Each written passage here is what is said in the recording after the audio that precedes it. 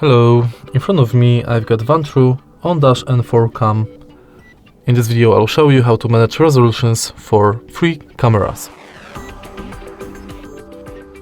Firstly, let's go to menu and go to record setup.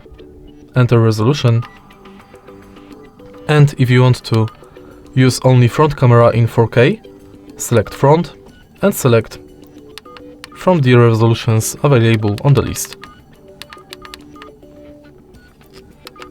If you want to use front and rear camera, you can also select higher resolution than if you use 3 cameras in the same time. Same thing with front and cabin camera. As you can see, if you go to front plus cabin plus rear camera, you've got access to 3 cameras, but the resolution is not so good as if you were using the single camera.